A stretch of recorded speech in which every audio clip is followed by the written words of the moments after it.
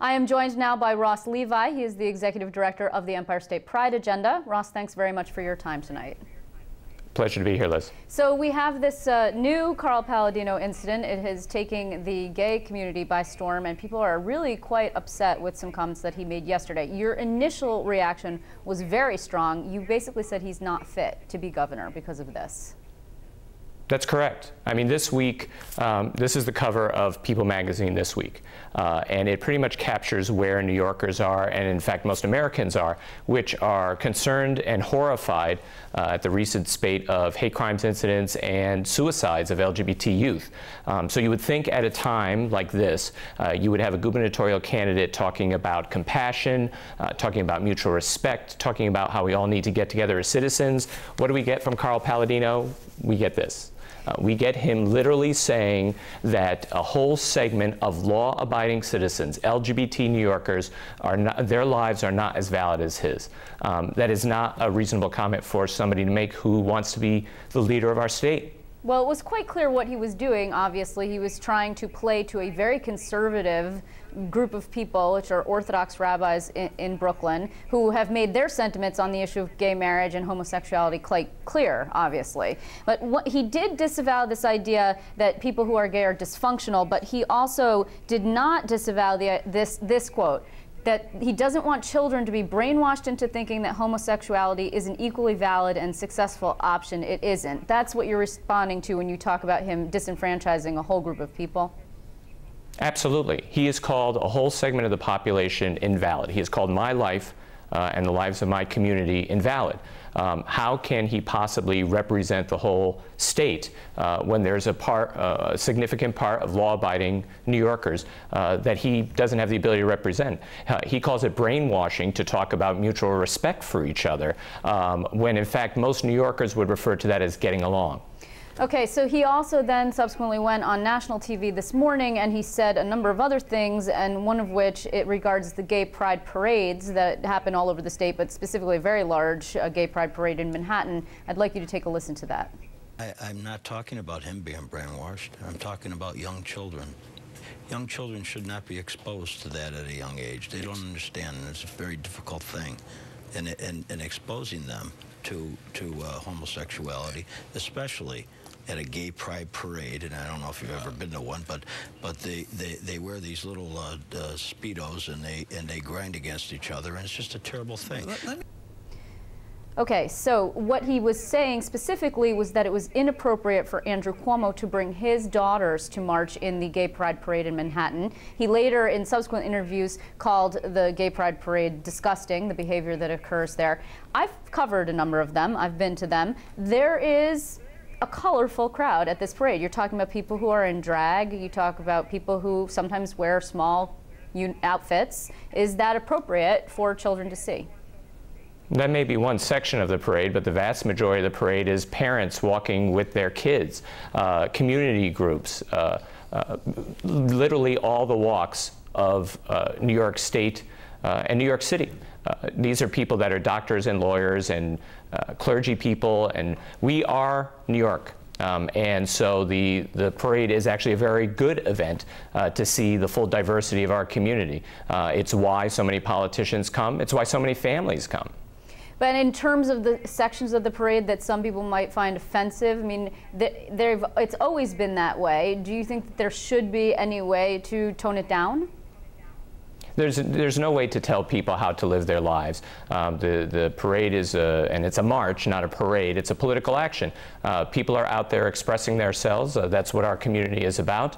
And the vast majority of the parade, as I said, is New Yorkers just expressing their rights, expressing who they are, and being proud as they walk down the streets of their city.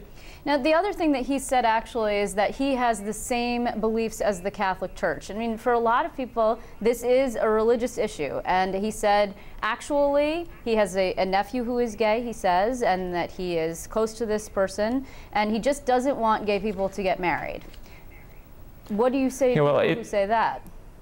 Well, if he was having a legitimate policy conversation about marriage, we could have that discussion. I suppose it's comforting to some degree that some of Carl Palladino's best friends are gay, but that's actually not the issue. He's not running to be a religious official. He is running to be the representative of the state of New York. And so as a result, he needs to represent all of us.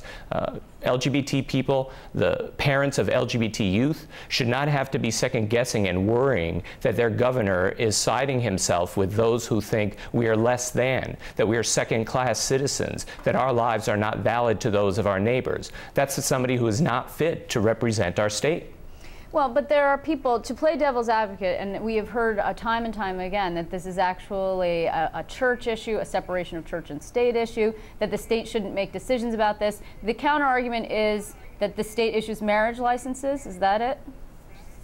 Well, and if you're talking about marriage equality, absolutely. When we're talking about the right to get married, we're talking about what happens when you walk into City Hall. We're not talking about what happens when you walk into a church. We're talking about whether you can get that marriage license that all our taxpayer dollars pay for, and whether we are going to have access to the same 1,324 state rights and responsibilities that come to every other loving couple when they say, I do.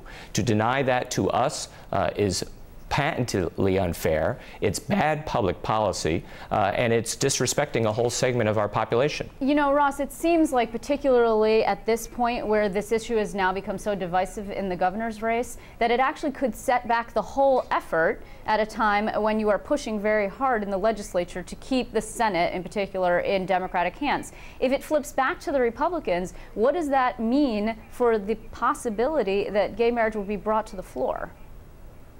Well, the good news is our community in the Empire State Pride agenda has had great history working with whoever is in power. We've achieved a lot of great things under Republicans, a lot of great things under Democrats. But I don't think this discussion sets us back at all. Quite the contrary, I think it lets regular New Yorkers see what we're up against, that there is a dichotomy, that there are some candidates who stand on the side of equality, stand on the side of recognizing that we are all citizens here in New York State. We have to find a way to get along and work together, which means government has to treat us all equally. It's not supposed to take sides. And then we have candidates on the other side who say a whole segment of the population is not worthy, is not valid, is not as good as. That's not good public policy. That doesn't help the state. It's not fair. It's not what New York is all about. Now, last time you and I spoke, we were talking about your big gala. It's actually coming up now on Thursday. It's your biggest fundraiser of the year, and at the time it was unclear whether Andrew Cuomo was going to be attending, and now we are hearing that he might actually stop by. That's right. We hope and expect that he will be there on Thursday night. Certainly, the LGBT community would enthusiastically welcome him. It's going to be a very exciting night. Kirsten Gillibrand's going to be there. Chuck Schumer's going to be there. Governor Patterson's going to be there. It's a night when elected officials understand that our community is watching. So we look forward to seeing him there as well. Well, at this point, with his efforts to sort of bolster the base, particularly at a time when the state is so divided on controversial issues and so much anger is sort of pushing Carl Palladino to the fore, do you think that that's why he's decided that to make this event a priority? You know, we were told initially that he had some scheduling issues, but it sounds like he's worked that out. We're thrilled to see him there. He has been a great champion of our work as Attorney General, a great champion of LGBT equality and justice. So we're very pleased to see him at our fall dinner as well. Well, I want to thank you very much, Ross Levi of the Empire State Pride Agenda, for joining us. Thank you, Liz.